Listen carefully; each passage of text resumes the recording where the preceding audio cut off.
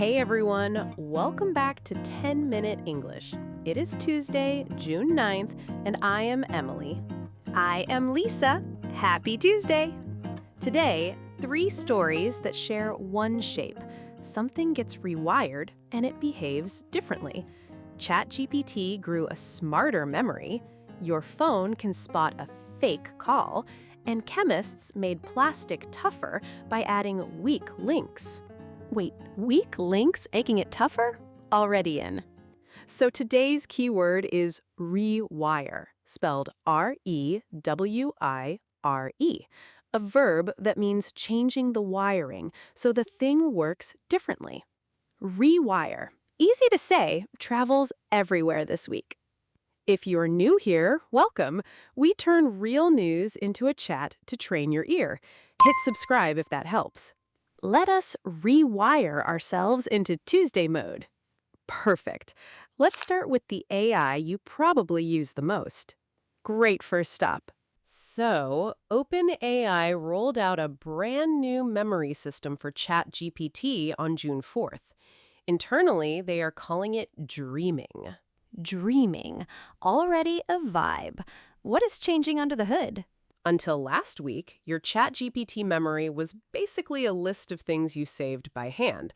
One line per fact. Right, like little sticky notes I had to write myself.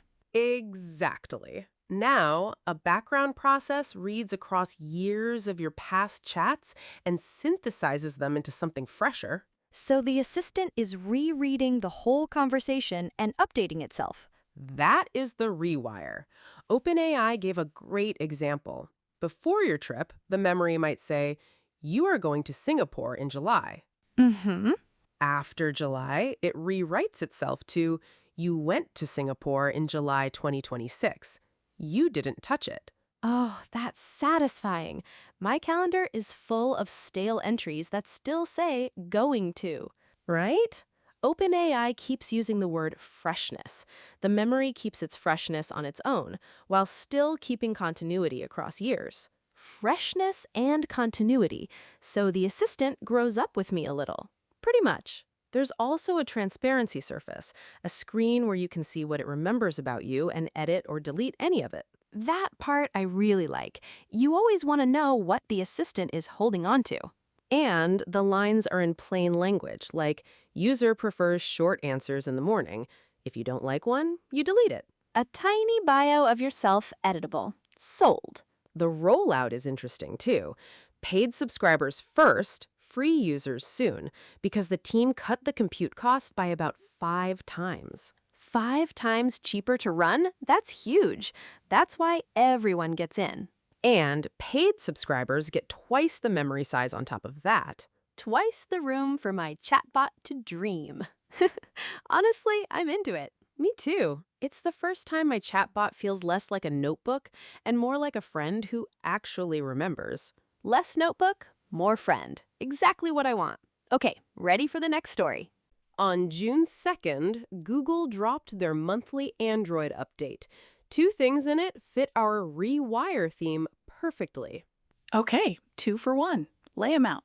The big one is fake call detection.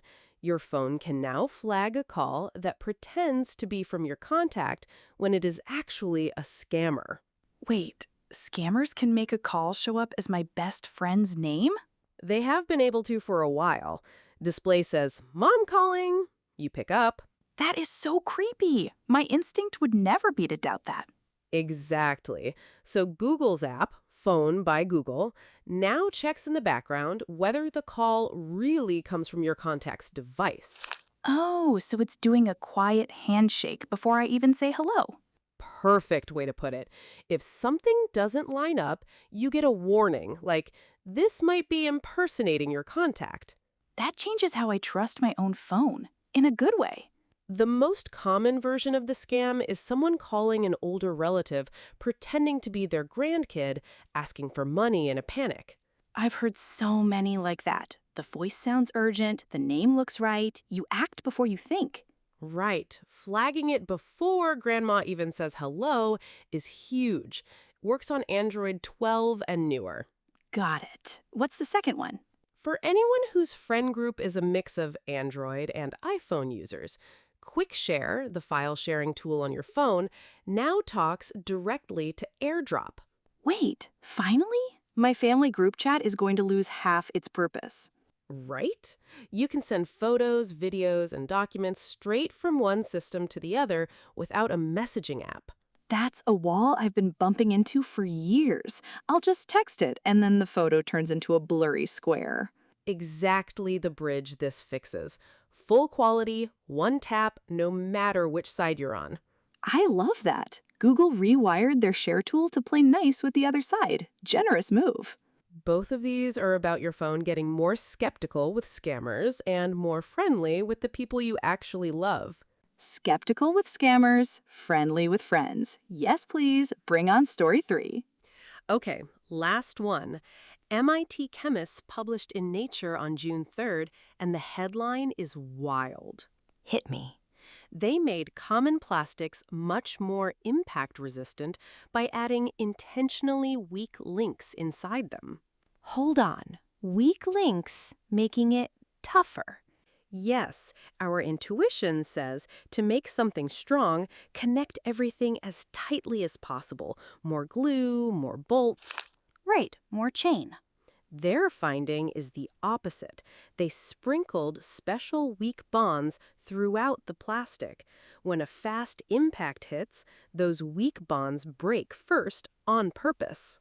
So the weak spots take the hit, so the rest of the material does not. Exactly. The weak links absorb the energy and let it dissipate instead of letting it travel through and crack the whole thing.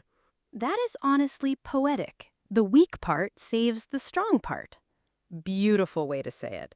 It also rewrites strong. We usually think strong means hard and rigid. This study says strong means good at letting energy escape. Like a martial arts move at the molecular level. Let the punch pass through. Exactly. They tested it on materials we touch every day, polystyrene and the kind of rubber used in soles and tires. Normal stuff, not lab-only stuff. Their test fired tiny glass beads at the plastic at about 750 meters per second. 750 meters a second. Faster than most planes fly. They're basically shooting it. Pretty much.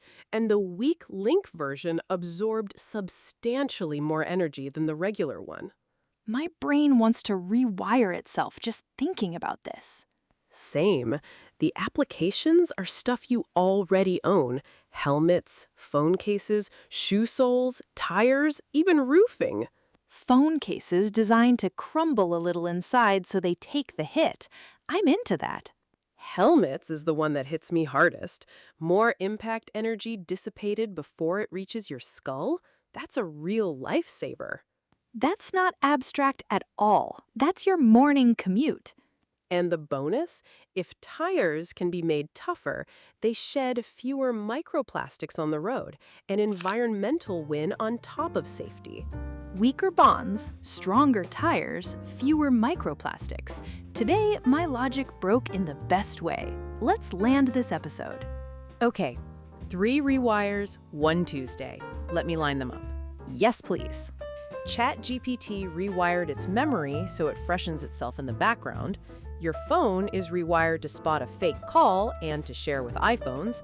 And chemists rewired plastic to be tougher by making part of it weaker. When you line them up, the pattern is so clear. Different fields, same shape.